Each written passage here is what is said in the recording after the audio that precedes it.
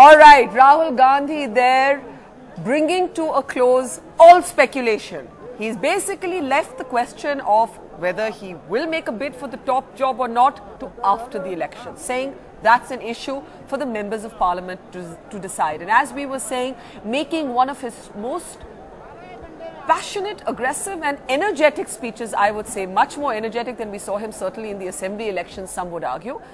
Is this something that can re-energize, first of all, the Congress worker? Because remember, again and again, the reaching out was also to the Congress worker, to the Congress cadre. Sonia Gandhi saying in the end that we were unnecessarily filled with self-doubt because the morale of the workers seems high. But is it really?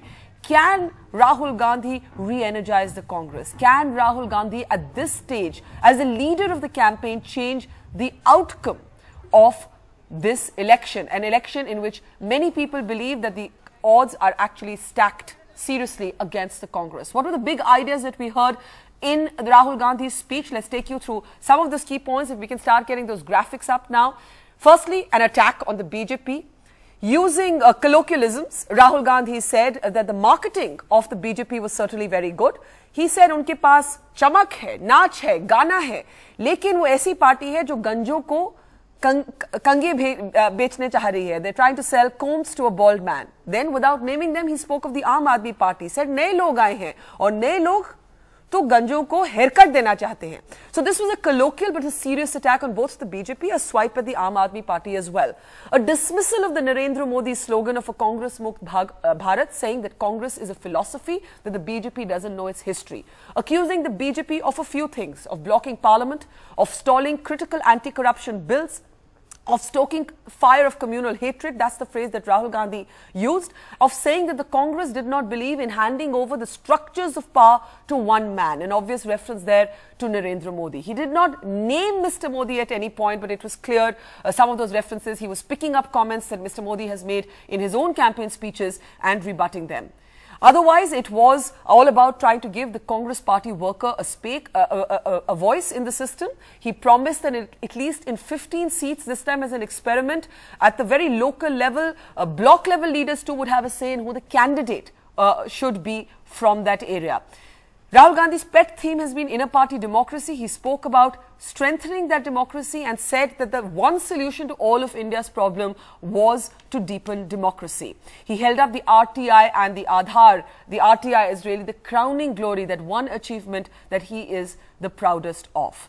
Now, there were many other things he said. He spoke, I think, for almost 40 to 50 minutes, and we're going to take you through what we should take away from everything we've heard, not just from Rahul Gandhi, but all day today. And I'm going to start with you, Neerja Chaudhary, if I can.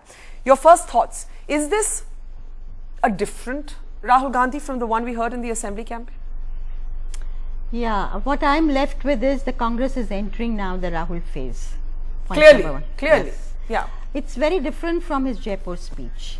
As far as the assembly elections go, I don't think there were so many high points. His high point was really the Jaipur Shivir speech, where he took over as the vice president of the party, where he spoke from the heart. He moved congressmen to tears, and he spoke at that time of the dilemma of being in politics. That, you know, the sacrifices his family had made, sacrifice that it entailed, that Sonia Gandhi had said that power was poison, and so that is the kind of note he struck. Today he is giving a direction, a vision for the party, a direction to the party, energizing the party, the cadre. And while he talks about the Prime Minister being elected after the elections by the MPs, he has clearly indicated that he will do what the party wants. So it is an empowerment. So it's an open question. He's not taking a position on it. He's not saying I'm not going to do it. He's not saying I will, I won't. He's not saying either. And the idea is to empower you, the Congress worker, empower the MLA, the MP, the Pradhan. I think if what I said I'm left with is if only this could be implemented.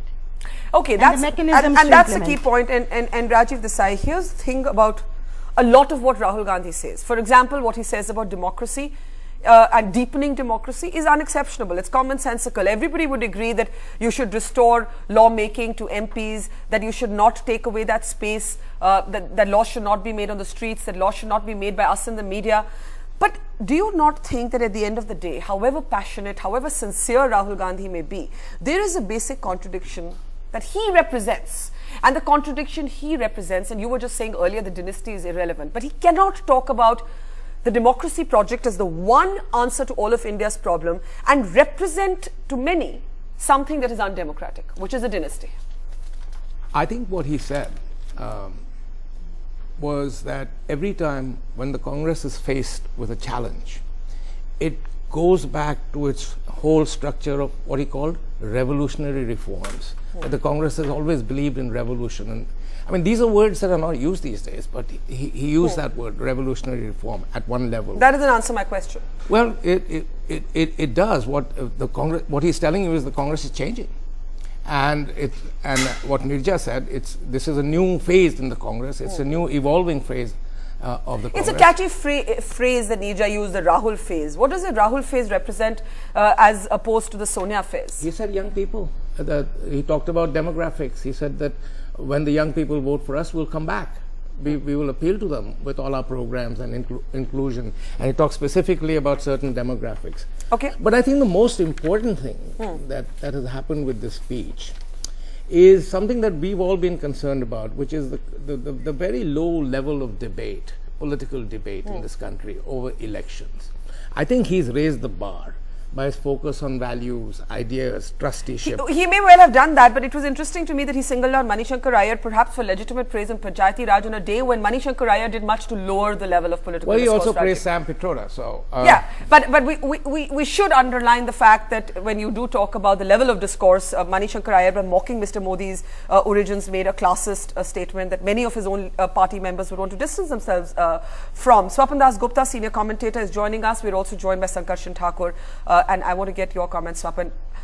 Did this speech strike you as different from what you've heard Rahul saying before, both the form and the content? Well, certainly the tone was very different. Yes, I think we acknowledge that, Rahul was trying to be very combative. He was trying to be, at times, he was trying to be shrill.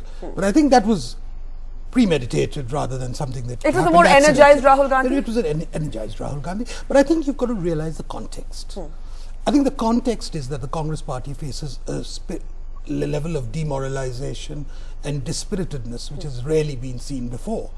I certainly haven't seen it for a very, very long time. I think firstly it's that. And I think there was an element of disappointment in the Congress, partly because of the hype associated with Rahul being anointed as the prime ministerial candidate and that not materializing. So I think given that, I think under the circumstances, he tried to make the best of a very adverse environment. How do you think he did at that? I think he certainly gave the people who attended the session something to take home.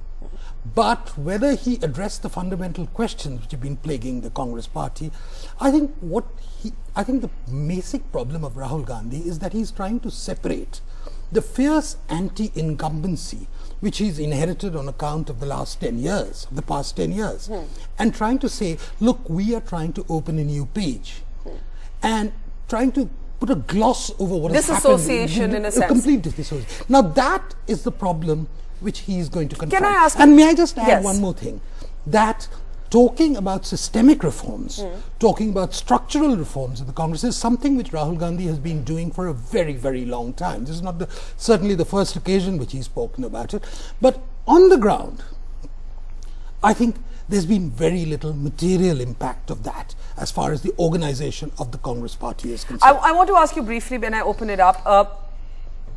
The swipes at Narendra Modi, without taking Mr. Modi's name, he picked up several of Modi's key phrases like Congress Mukt Bharat, for example, which has dominated many of Mr. Modi's speeches, and he said the opposition doesn't know their history, we are larger than a party. He invoked history. What's also interesting, and Ram Guha was pointing this out earlier, was the iconography of the stage today, and he pointed out that there was the Sardar Patel, there was the Sarojini Naidu, there was the Maulana Azad, although interestingly later Manmohan Singh said this is a party of Nehru, Rajiv, Indira and Mahatma Gandhi. So a little bit of contradiction there, but do you think that by claiming the Sardar Patels, by claiming even the Baba Saheb Ambedkars, for example, in a sense, Rahul Gandhi was trying to stand a few notches above Narendra Modi by saying, we're a movement, we're not just a party?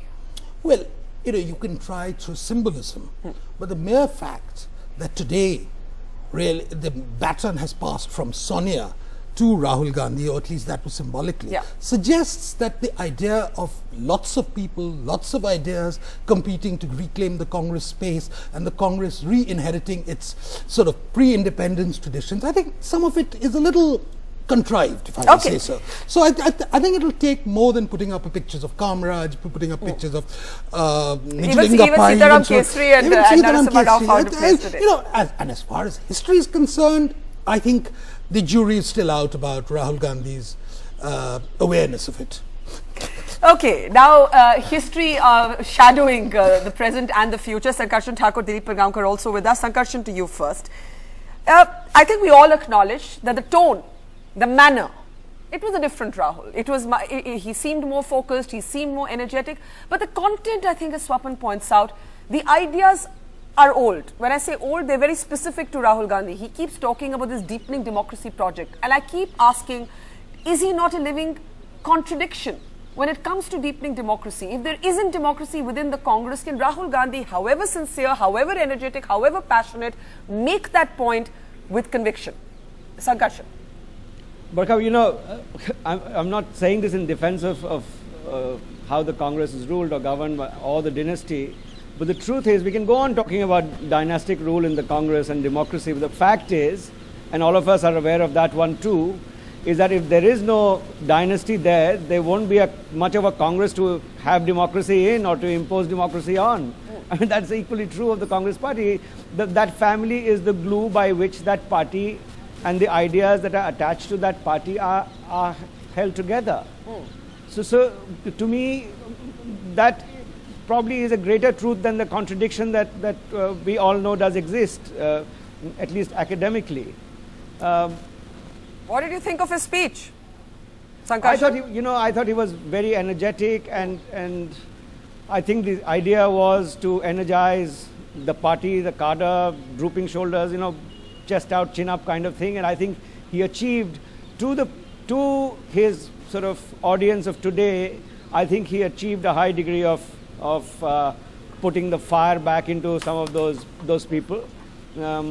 I think he came prepared to make a high-pitched speech, which he did.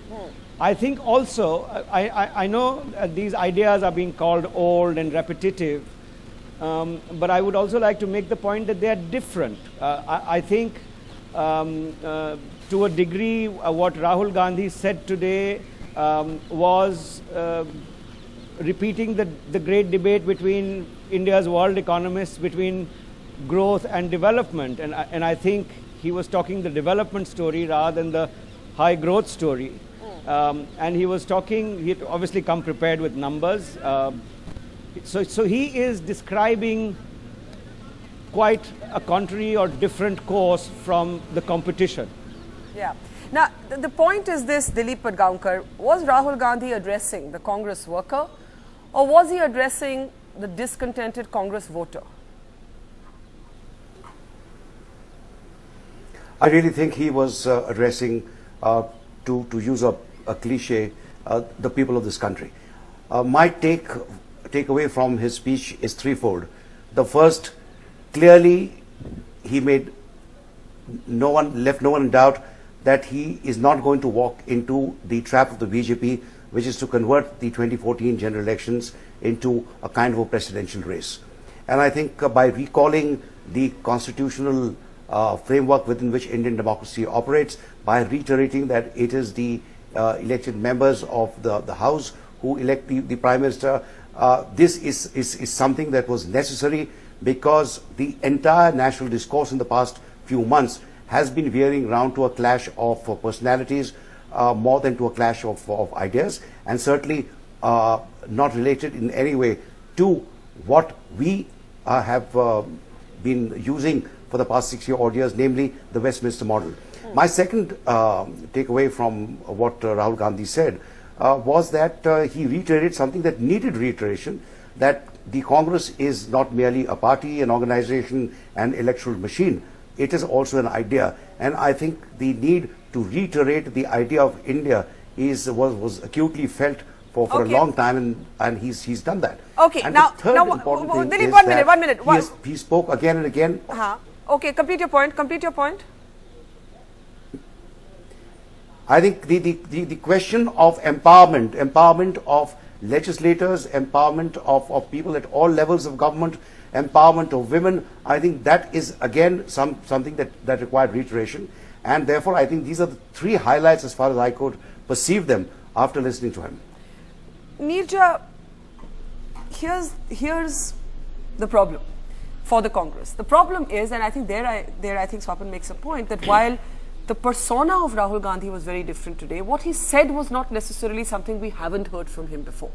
We have heard these very ideas. We have heard Rahul Gandhi, in a sense, positioning the idea of India as he believes the Congress sees it, as his counter-argument to Narendra Modi. It has not necessarily worked for the Congress in previous electoral elections. Is the problem that Rahul Gandhi is too abstract? That there is a certain sort of utopian template of politics that he applies, which, you know, you can find yourself nodding along, but it doesn't actually change politics on the ground. I think that's the second challenge. How does it change the politics? What are the mechanisms? How is it going to do it? What are the nuts and bolts of the action plan? But I would say the answer to your question, that when the Congress party has become such a flabby organization, that's the way we look at it. It's corrupt, scam after scam, people have forgotten how to work, there's a disconnect between leaders and people. That party, he's laying the vision. This is what we stand for. This is the roadmap. This is the direction. How is this different from Sonia Gandhi's party? No, it's not a question. I mean, of Sonia when Gandhi's you say party. this is a different generation, it's a different party. It's a young leader taking over a party, and if you can say, iterating or reiterating the goals, the vision. What is it that the party stands for today? And we must not forget the party stands for this. It's a united India. It's a legacy. It's a movement that we are today, not just an organization. I think there is place to, to spell this out very clearly. This is the direction in which I want to go. How he's going to go is a more interesting question that, that I would like to know. We'll explore that in a bit with Swapan. Is this campaign about conflicting ideologies, as Sonia Gandhi argued? Or is there something that's changed in Indian politics that both the BJP and the Congress may be missing, that what the Arvind Kejriwal phenomenon, however it works, whichever direction it takes, we don't know right now, but it is a phenomenon. And what it reflects is that there is room for a post-ideology party. Because while many of their people are from the left, originally, many of their cadres, especially in the Lokpal agitation, were belonged to the right of the spectrum. So I'm just wondering whether Indian politics is still about those ideological clashes. Well, it's certainly about ideas. I've never been very comfortable with the term ideology because it necessarily implies a straitjacket. But I think ideas are always at the root of any form of electoral contest, whether it's presidential, whether it's prime ministerial, whether it's Westminster, whether it's municipal. These are always, there are underlying ideas in this. And I think when we're talking about Mr. Kejriwal's political outfit, and I think at present, that's really a work in progress because there are various conflicting strands of opinion there. There are the NGO types who certainly have one vision of how India should be governed. There are people who are drawn from the extreme left and carry over that burden into that legacy into the new outfit. There are the Lohiaites who are also very vocal, and then there are people who hitherto had been completely apolitical who suddenly have come into the political sphere. Yeah. So there are various things, and there is also a jostling within the AAP as to which of these ideas are going to get supremacy, and I think which is complicated by the fact that at one level their social base is a very unlikely coalition between the gated colonies and the Jhuggies, and trying to reconcile these is always a very difficult proposition. Therefore, you have the temptation for them to go in for high measures of symbolism. And let's remember, this is going to be a Lok Sabha election, ultimately, whether we like it or not. And I think to this extent, Rahul Gandhi is right, that this is going to be about governance, this is going to be about a pan-Indian appeal, it's going to be about hopes, it's going to be about aspirations, and that's really what it's about. If there is protest, and I think Kejriwal's party symbolizes protest, the only way the protest phenomena can be subsumed is if you can give them a bigger idea, a bigger hope. So really the challenge for the mainstream political parties, as I see it, is whether they can bring a larger hope into the minds of those who have voted in a very knee-jerk fashion, voted with their feet. Is there anything in Rahul Gandhi's speech that the BJP, today, that the BJP needs to pay attention to? Well, it's interesting because I think for the first time the Congress has really rediscovered after a very long time, the importance of aspirations. Yeah. That when he talked about people 70 crores who are above the poverty line but below the middle we class. should take the mistries, the painters, Yeah. etc., into the level of the middle classes. And I think this is what the government in the past 10 years failed to recognize in a very substantial sort of way. And the mere recognition of that fact, whether it's a very belated recognition, we'll see about that. But at least it's encouraging that that phenomena has been recognized. If there is a cross-section of Indian political opinion which recognizes that the reason is not to redistribute poverty, but to actually bring about growth, and a meaningful growth, a viable growth, which can lead to enhanced prosperity, I think that's all for the good. In terms of the larger political discourse. And I don't think even Rajiv Desai would disagree with me on that. Rajiv, you won't disagree with that. On that, you'll disagree on plenty else. The point is there enough time? What everybody is saying is, where was Rahul Gandhi all these years? No, I think, wait a second, Neja made the point, Swapan's making the point. This is just a sort of a vision document that he's put forward. His mother's was inclusion against the India Shining business. His is aspirations, empowerment, etc. Is 3 months enough time? Yes, why not? I mean, and given the rush of politics in India, where an Aam Aadmi party can come up in 40 days, what's to prevent the Congress from reviving itself in the next 3 months? So I think that's as far as the nuts and bolts. I think you will have to wait for the manifesto, which will tell you how to get there. I think so. There's no reason to jump the gun. Everything in its space, and I think if there's one message that we've got from the Congress today, is that they will not alter their timetable. They will go exactly the way they choose. So Sankarshan, in a way, what the Congress conclave today did, and with Sonia Gandhi making that intervention, was to say that we don't care whether the BJP has a prime ministerial nominee. We don't even care if the Aam Aadmi party has a prime ministerial nominee. We're not going to have one. Now, is this something that is convincing? Because once again, at least going by what we hear from those who attended the CWC, a number of people did want him to be declared a prime ministerial nominee, and it was Sonia Gandhi's veto. My question is this: do you not think that the listlessness of the Manmohan Singh, Freudian slip there, Manmohan Singh tenure has created a leadership vacuum, which Narendra Modi, which Arvind Kejriwal was able to tap into? So leadership and personality has become more important than it used to be.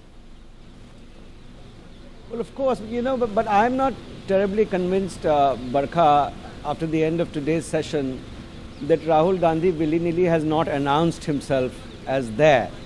Should the opportunity arise, should they get a shot, and if there is to be sometime later this year actually a Congress parliamentary party voting a prime minister, then we all know who that man is going to be. I think what he said today clearly is fix himself into that position without really saying that I am. I don't know why people are doubting that Rahul Gandhi has taken over leadership of this ship.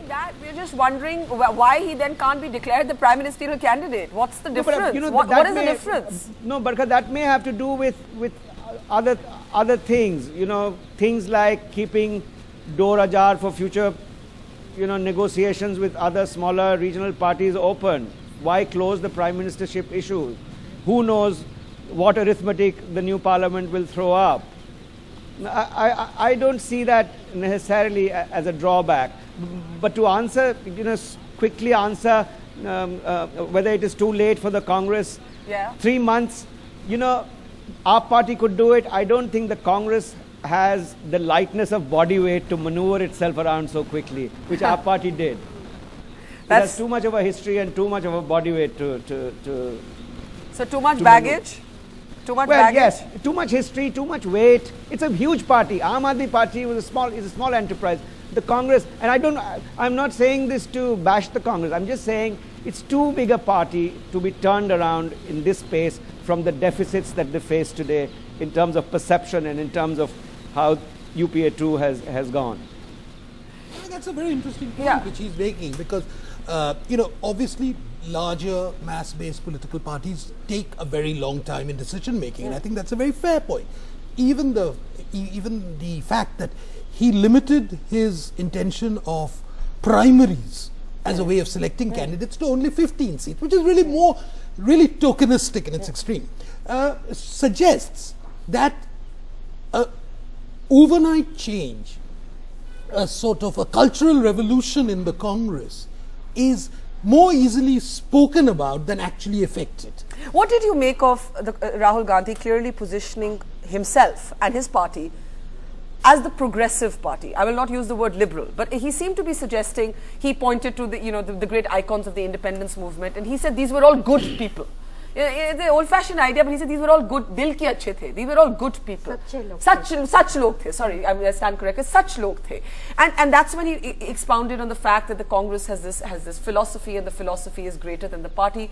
And he seemed to be saying to the voter, and it's not a new idea again, that we the Congress are the liberal progressive alternative to the BJP that is stoking fires of communal hatred. That's the phrase he used. Do you think this is an idea that still has resonance? Because for a lot of people, they're a bit wary of Modi and they're angry with the Congress. There are a lot of people like that. Well, certainly I think Congress faces a challenge insofar as a lot of its intellectual bulwarks, the people who are attracted to such an idea, have suddenly crossed over into the people who wear caps. And Congress finds itself a bit intellectually orphaned by people they had nurtured for the past 10 years, cultivated, wooed, patronized, etc. So there is a issue in which some of this reiteration of this idea is helping. But I think the Congress wanted to, let's take one thing. We'll bring India into the 21st century. Come on. We've heard that. We've heard that. He didn't say India. We'll bring the Congress party into the we heard them bringing India into the 21st century. Right? Rajiv, you'll remember, because you were probably one of the architects of this idea and probably gave some meat to this, because Rajiv Gandhi said it, and it was a very exciting idea. Yeah, at that time. At that time it was certainly a very exciting idea. But today, never mind bringing, that means the Congress party is still lagging behind. Okay, Rajiv, can you wait to respond to that? Because to my mind, therefore the idea of a dynastic democracy is certainly in somewhere there's a conflict between that and the 21st century. All right, Rajiv, did he mean that? We'll just ask Rajiv to respond to that when my colleague Sunil Prabhu's got Digvijay Singh with him. Now, what's interesting is that while you had a whole bunch of senior leaders, Sunil, who were talking about Rahul Gandhi must be made prime ministerial nominee, Mr. Digvijay Singh actually said on record, it's a bad idea, we don't need to do it. Digvijay Singh's with you. Sunil, go ahead. Yeah, absolutely. In fact, I would like to say that you stand a little bit vindicated, because you were the only one who really was able to go out publicly and say that Rahul Gandhi should not be named as the prime ministerial candidate. Well, I don't feel like that. You must know the basics, which Mr. Rahul Gandhi very clearly stated today, that why do you forget that the Indian Constitution provides that a political party which gets a clear majority in the House elects its leader, then who is chosen as the Prime Minister. So Congress party follows the Indian Constitution and believes in democratic functioning. One can't expect this kind of a response from BJP, which got a scant regard for democratic values. One would say, sir, and argue that it's been perceived, at least in the media, and as Rahul Gandhi said, this is now more of a media battle, and this is why it is going on, that he's a little bit scared of Narendra Modi. And you heard what Arun Jaitley said, and others have been responding. Is there a sense of, you want to save the prince, as they're saying, or you want to save the, Congress party was not scared of the British rule, was not scared of the British army, British police. We are determined fighters for the cause of the people, and Narendra Modi is no issue for us.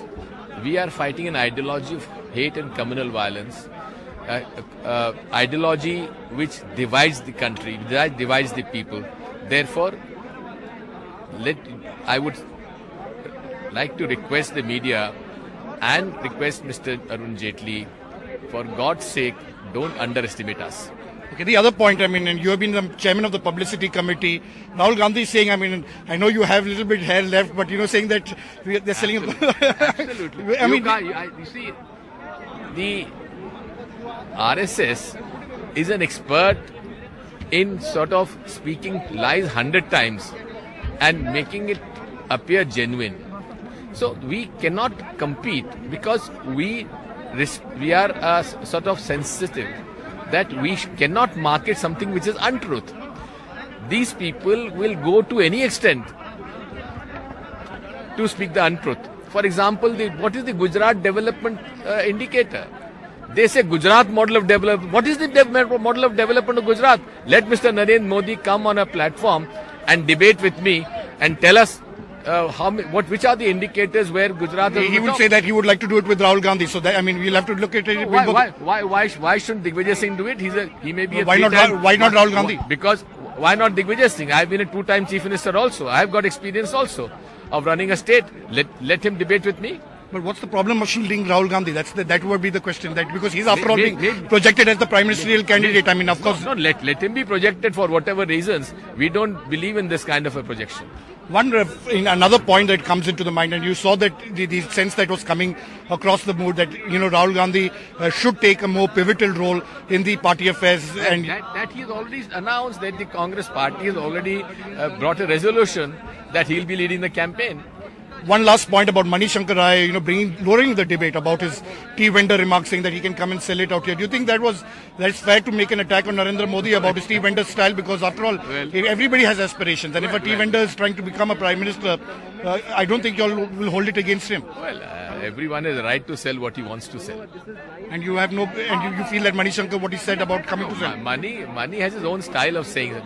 He didn't mean what he said. There was no any kind of a disparaging remark against Modi. It was an off-the-cuff remark. You have been the member of the campaign committee for the last 1.5 years.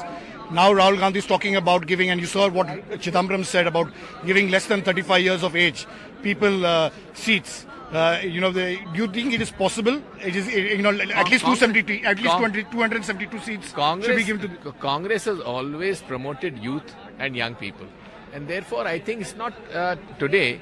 Even in the 30s and 40s. But is it possible what he suggested now for the coming 2040? I can't say that because it depends on the Central Election Committee.